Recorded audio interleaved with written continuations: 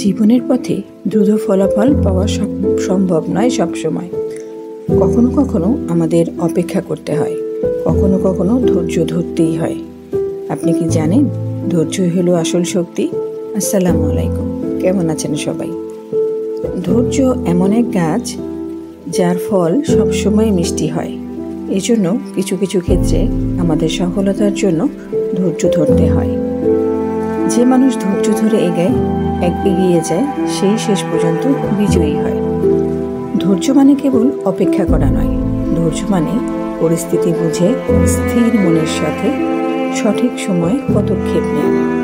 জীবনে অনেক সময়ই আমাদের চেষ্টা ব্যর্থ হয়, কিন্তু যারা ধৈর্য ধরে তারা জানে এই মুহূর্তগুলো হলো শিক্ষার সময়। একটি সুন্দর উদাহরণ হলো, যদি আপনি একটি বীজ মাটিতে রোপণ করেন, পরের দিনই আপনি ফল খাওয়ার জন্য সেখানে আসতে পারেন না। আপনাকে ধৈর্য ধরে অপেক্ষা করতে হয় সেই গাছটা বড় হওয়ার জন্য, ধরার জন্য এবং ফল ধরার জন্য।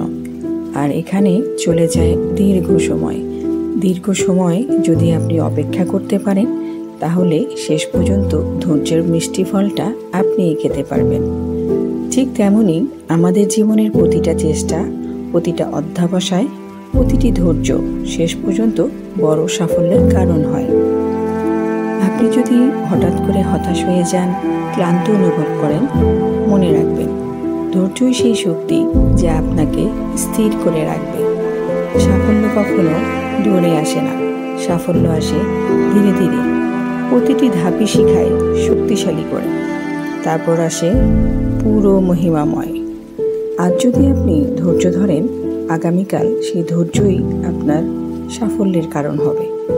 সুতরাং ধৈর্য হারাবেন না, শক্ত হয়ে থাকবেন, বিশ্বাস রাখবেন নিজের উপর, নিজের কাজের উপর, নিজের পথের ওপর। সত্যিকারের ধৈর্য শক্তির মধ্যে লুকিয়ে আছে আপনার সাফল্য। মনে রাখবেন, ধৈর্য শুধু অপেক্ষা করা নয়, এটা হলো আপনার শক্তির বহিঃপ্রকাশ। ভিডিওটি যদি ভালো লেগে থাকে তাহলে লাইক, কমেন্ট, শেয়ার করবেন, অন্যদেরকেও দেখার সুযোগ করে দিবেন। হয়তো বা তার কোনো কাজে আসতে পারে।